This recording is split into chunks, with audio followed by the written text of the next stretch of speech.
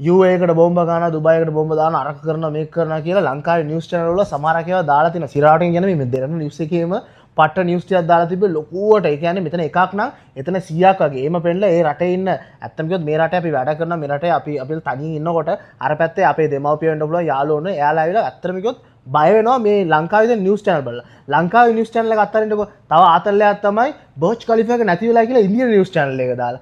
යකෝ මේක නෙමෙයි සීන් එක. ෆස්ට් ඇවිල්ලා අපි පොඩ්ඩක් මීටරින් මේ වෙලාවේ වැඩ කරන්න ඕනේ. මෙතන වෙන්නේ ඇවිල්ලා අතන පොලිටිකල් දෙයක් නේ අපිට වෙන්නේ. ඉස්ලාම අපිටත් එල මටත් එල පර්සනලි මට අප්ඩේට් 100ක් ඔයාලට දෙන්න පුළුවන්. හැබැයි අපි උනොත් අප්ඩේට් එකක් දෙනකොට ඒක හරියට අපිට දෙන්න බැරි වෙලා මිස් වෙලා වැරදි දෙයක් අපි කිව්වා කියන්නේ ඒක මිනිසුන්ගේ මිස් කමියුනිකේට් කරයි. ඉතින් ඒ නිසා තමයි අපි ඒක කරන්න නැතු ඉන්නේ. and ඒකත් එක්ක ඔයාලට ඇවිල්ලා අප්ඩේට් මොකද්ද වෙන්නේ පොඩි දේවල් ටිකක් දැනගන්න ඕන නම් මේ කලිස් ටයිම් අල් ජසීරා කියලා තියෙනවා ප්‍රොපර් නිවුස් channel වෙබ්සයිට්ස් එමෙ. අන්න ඒ වලට ගිහලා බලන්න.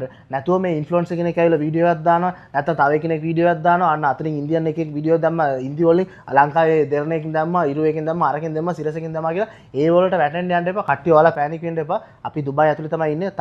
මේ මගේ ගෙදර මම වාඩිලා ඉන්නේ. අපිට බය වෙන තරමට තාම දෙයක් වෙලා නැහැ. හැමදේම ස්මූත් යනවා අනිවාර්යයෙන්. මේ ගවර්න්මන්ට් එකට දන්න යාලා මොකද්ද කරන්නේ කියන එක and මේ රටට දන්න මොකද්ද වෙන්නේ කියන එක. and සමහර අය කියනවා අර රියල් එස්ටේට් උත් නැති වෙලාලු. ආයේ රියල් එස්ටේට් කට්ටියට පව් තමයි කියලා කියනවා. ඒ මොකුත් නෙමෙයි. මේ ඔක්කොම පොඩ්ඩක් එමෙන් වෙන දේවල්. ඒට අනිද්දා වෙනකොට ආයේ හැමදේම නෝර්මල් එකට වෙයි. ඉතින් කට්ටිය පෑනික් නොවි බය නැතුව අර ලෙජිට් වෙබ්සයිට් එක විතර ෆලෝ කරන්න and me try. බොරු දේවල් ෂෙයා කරන්න එපා and ලංකාවේ නිවුස් නම් බලන්න මේවා. ෂෙයා කරන්න කාට හරි යූස් වෙයි.